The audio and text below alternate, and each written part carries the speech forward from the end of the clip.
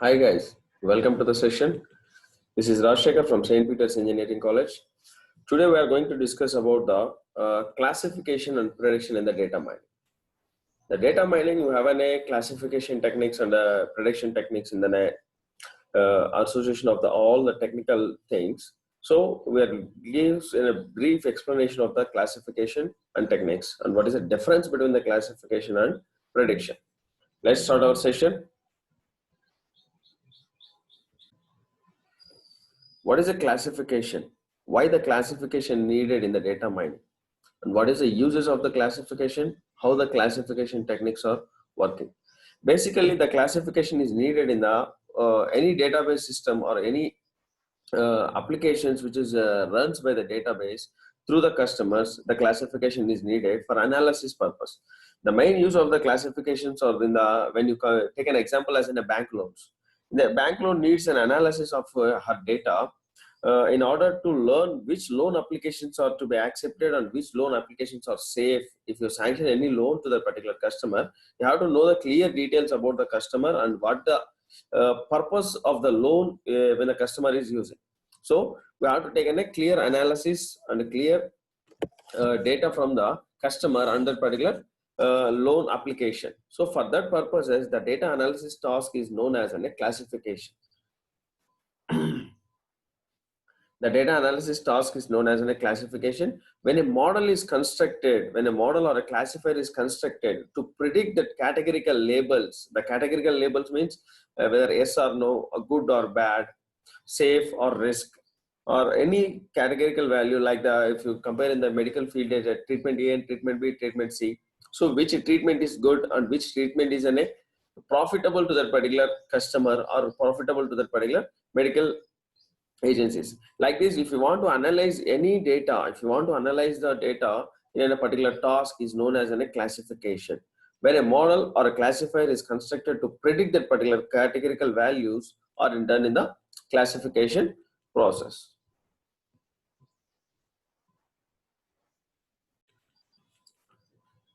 The categorical can be represented by the discrete values only. So the discrete values, when the ordering among values has no categories, can be represented as discrete values. When the ordering among values has no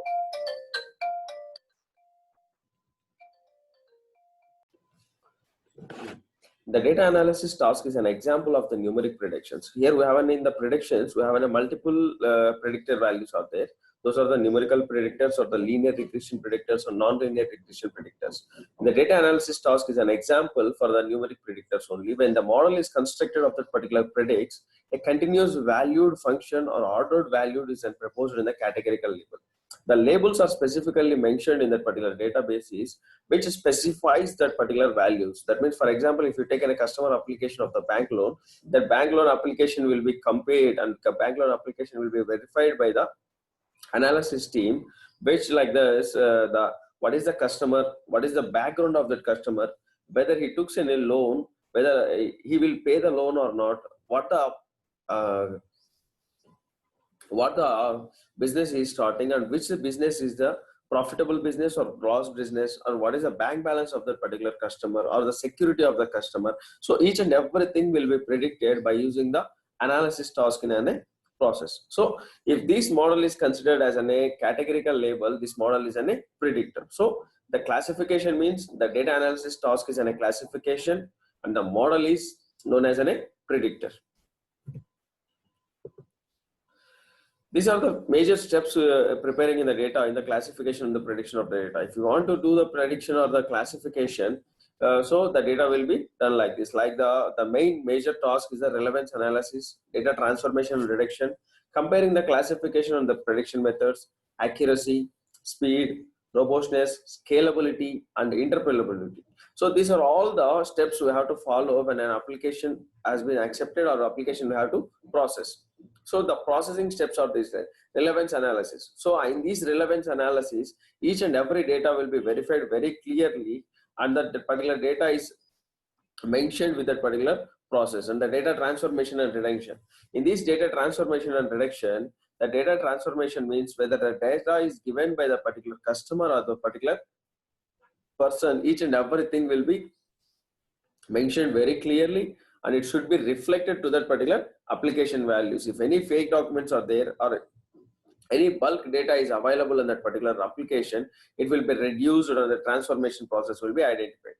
And it has a comparison comparing the classification and prediction methods. So in this comparison of the classification means analysis and the model is given by that particular classification techniques will be maintained in the comparing of the classification and prediction methods. And the accuracy means if the given data is accuracy will maintained very sufficiently, or the given data will be maintained clear or not will be checked by this accuracy. And the speedness of the particular application will be maintained, and robustness, scalability and interpretability will be the major steps involved in the preparation of the data classification. And in the classification, how many classification techniques are there? By basing on which classification the application will be accepted, and by basing on which classification techniques the data will be analyzed. So these are all the classification techniques. So we'll discuss each and every one separately. By classification by the decision tree induction. Normally a decision tree induction is same as like that the tree structure, which a root node, leaf nodes, and the leaf node will become a root node and the leaf nodes. So the decision tree induction is the learning of the decision trees from the class labeling of the turning tuples. So each tuples of the class labeled tuples will be connected to the decision tree. A decision tree is like as a flowchart like tree structure, where each internal node means is a leaf node. Internal node means a non-leaf node. So where each internal node denotes a test on an attribute, each branch represents an outcome of that particular test, and each leaf node represents a class label. So if a tree structure consisting of, if a tree structure is there, that means a decision tree will have a root node and two internal nodes. The internal node will have a separate leaf nodes. So the decision tree induction will have a decision tree flowchart is have an internal node. Internal node denotes the test, and that attribute or an attribute. Each branch represents the outcome of the test, and each leaf node represents the class label. So this is the decision tree, and the next one is the tree pruning. When a decision tree is built, many of the branches will reflect anomaly in the training data due to the noisy or outer layers.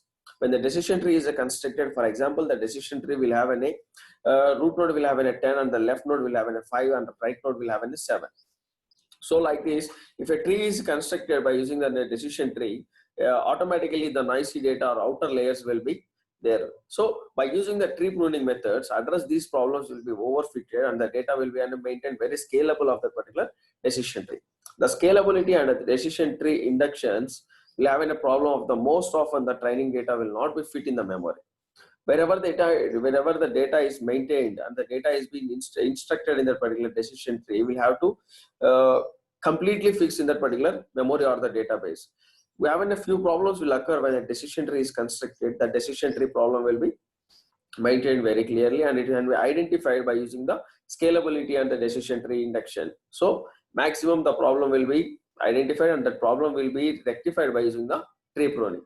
And the decision tree construction therefore becomes an inefficient due to the swapping of the training tuples in the out of main and cache memories. So here we have an inefficient due to the swapping of the training tuples. We have a training tuples. Each tuple will be mentioned as an internal leaf node, or not an internal leaf node. It's a leaf node, that is a label of that particular things. So that's why it is necessary to have a scalable of the decision tree by using the tree pruning. By if you apply the tree pruning, automatically the problems will be identified and it can be resolved by using the tree pruning. And the next one is Bayes classification. This is one of the important classification methods which is using the classification techniques. The Bayesian classifiers are the statistical classifiers. They can predict the class membership probabilities, such as a probability that a given tuple belongs in a particular class. So here the Bayesian classification will give a statistical representation of the particular tree. In the decision tree, it gives a tree structure. In the Bayesian classification, it gives a statistical representation of the database. In this statistical representation of the database, we have a Bayesian belief network also there. It will give a cyclic graphical model. By using this cyclic graphical model, we can easily predict the values. You can easily identify the values, and it can give the clear representation of the particular database. The probabilistic graphical model that represents a set of random variables and their condition dependency via direct a cyclic graph. By using a directed cyclic graph, we'll have a dependency models. So their conditional dependency via a directed cyclic graph will have to mention, and this graphical method will have the this cyclic graph will have the separation of the particular values.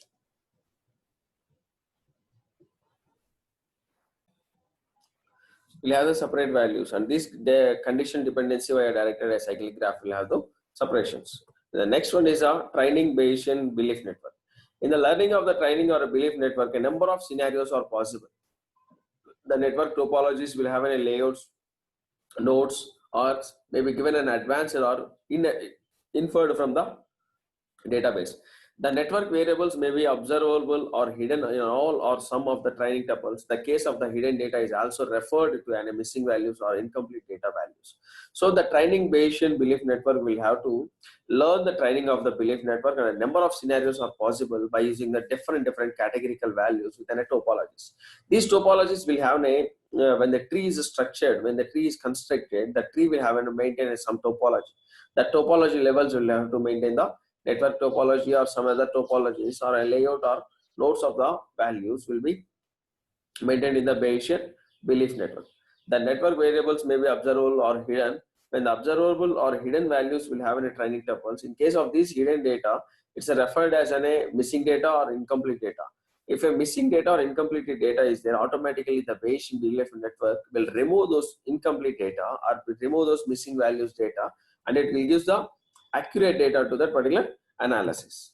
The next one is a back propagation application. In this back propagation is a neural network learning algorithm.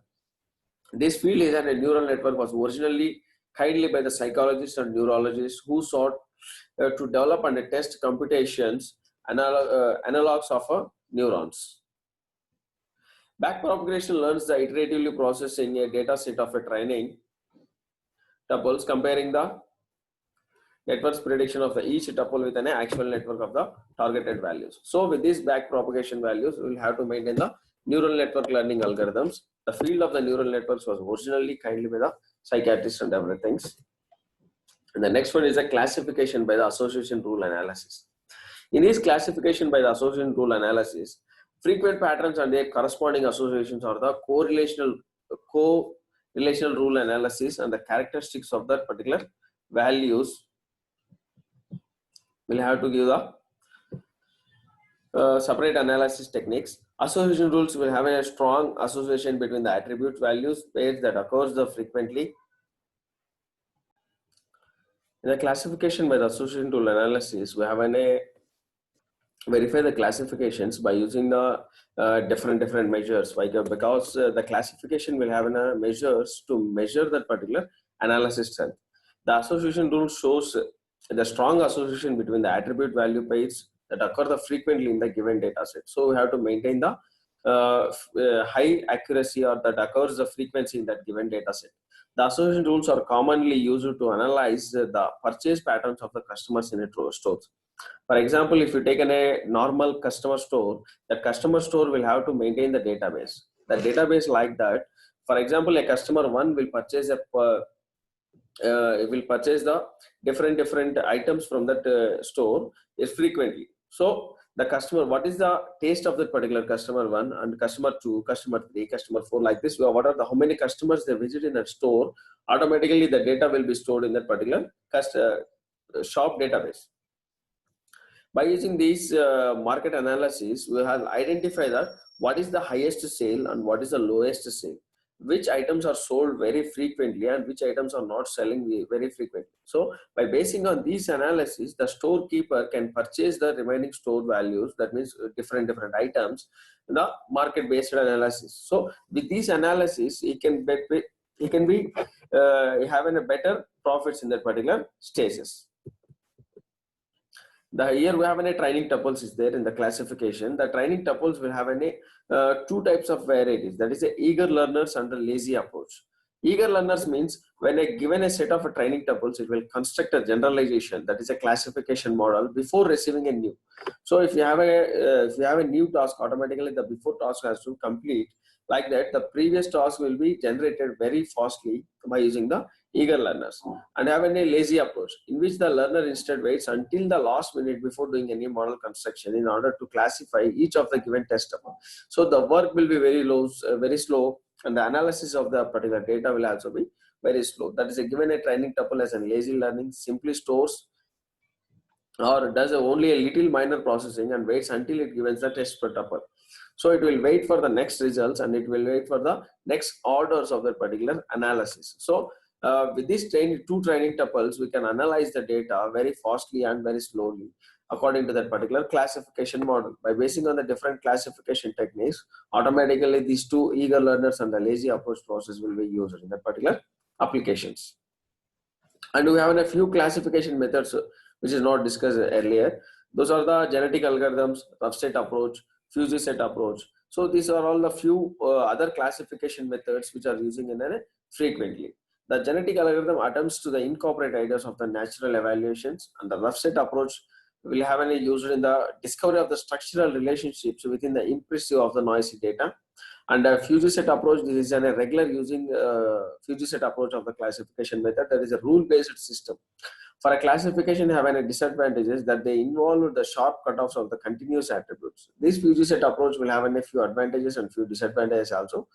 With these disadvantages, automatically those become an advantage of the few cases. In few cases, like that, the rule-based systems will be used in the fuzzy set approaches. And the next one is a prediction. In this prediction is a data model. What is a model? That model will be represented within a data model. So prediction in the data mining will consider two categories. That is in a linear regression, straight line regression analysis, and the next one is a non-linear regression, where the linear regression analysis involves a response variable y and a single predictor value x. It's simplest form of the regression and models y as a linear function. So majorly the linear regression will have a linear functionalities, and it will show the same analysis of the prediction values. Where you have a non-linear regression will have a transformation of the polynomial regression models to a linear regression model, and then it predicts the values. So we have two categories of the predictions here. And the next one is the assembling methods for the increasing of the accuracy in the prediction. We have two more things, that is a bagging and boosting techniques are used in the prediction process. The bagging algorithm creates an ensemble of the models that classifies the boosting weights the assigned to each training tuple a series of the k classifiers. This you have a k-mean classifiers also available in the k classifiers.